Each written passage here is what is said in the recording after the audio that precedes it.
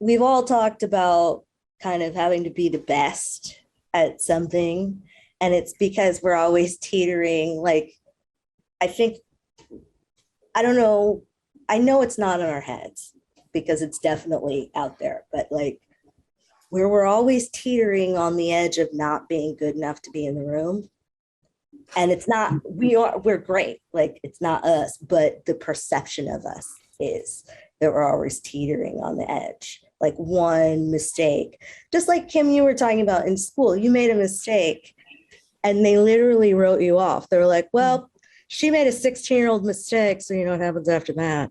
Whereas like I went to school with some white kids that were just bad. Like bad. And no one ever was like, these kids are at risk. They were like, we're going to take your car keys away and you lock the liquor cabinet. Like, well, we're like, it's prison. Like, immediately you head to prison, guys, because you're being 16. So, but I think it carries on through like jobs and stuff.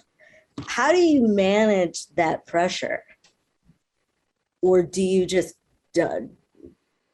like, how do you shut that down? Because you have to shut that down in order to keep moving forward. But how do you get past it in order to do that? Like, what are your coping mechanisms? Do you talk to yourself? Do you, like, well, I mean, like, how do you do it?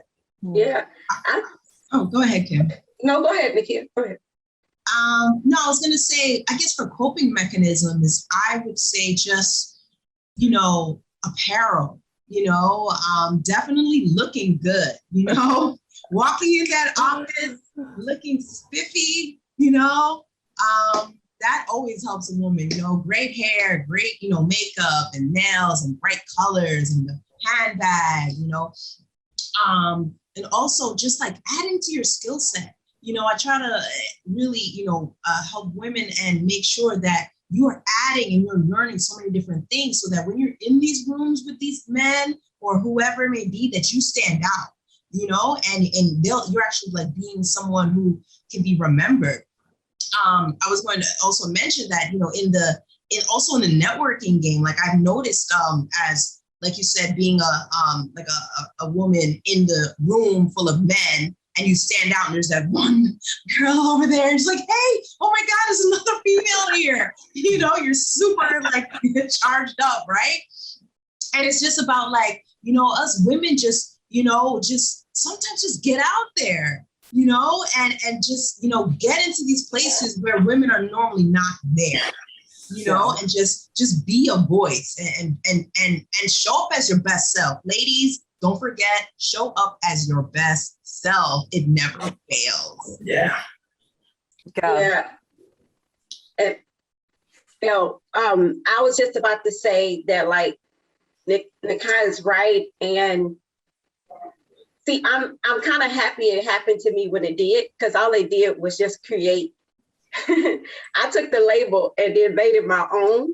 And so really what they did was create a monster.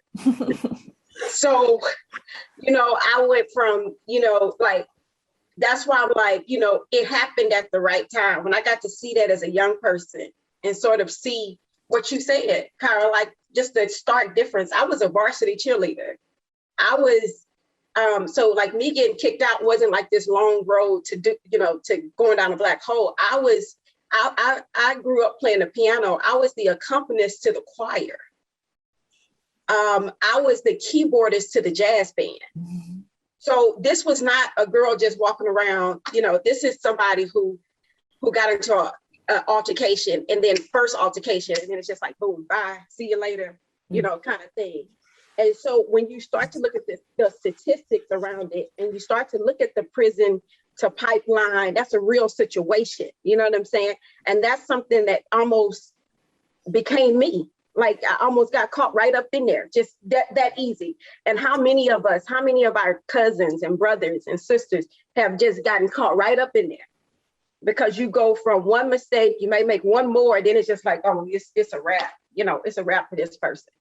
And so the pressure that you talk about I feel that pressure a lot, just as an entrepreneur on its own, right? You feel a lot of pressure. But what I've decided is joy is my greatest act of resistance.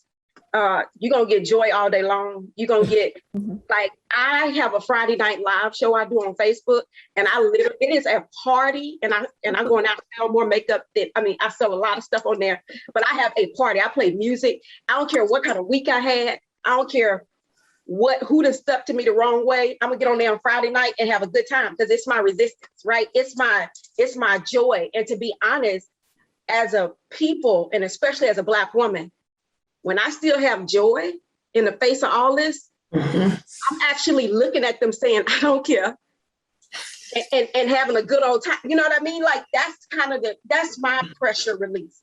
My pressure release is this Black ain't gonna crack. Who said something? This Black ain't gonna crack. I'm gonna have this joy, right? And we're gonna keep it going because our ancestors did. Right. My grandparents did, you know, and that's my thing. So really, they created a monster. I went chasing, you know, I took the at risk and started taking risks, and I'm a very risky woman. I love that you took the at risk and started taking risks. That's amazing. Beautiful. I was going to say, one of the things that I do is I whenever I see adversity coming, or I find myself in the midst of adversity, and it's not always so easy, I have to remind myself, but I've recorded myself saying, when things are coming against you, it's because something amazing is on its way. And adversity and people, you know, we call them the haters, they don't show up if you're not doing anything. If you're sitting back on your couch, eating ice cream and watching TV, and you're not making moves, and you're not improving your life and making a difference in the world, no one's going to notice you. No one's going to bother you. But the minute you start making a difference, standing up for yourself, stepping out and saying, I want to do something different. You know, Carol, you talked about, they said it's going to take, what it was like 30 different pages of things that had to be completed.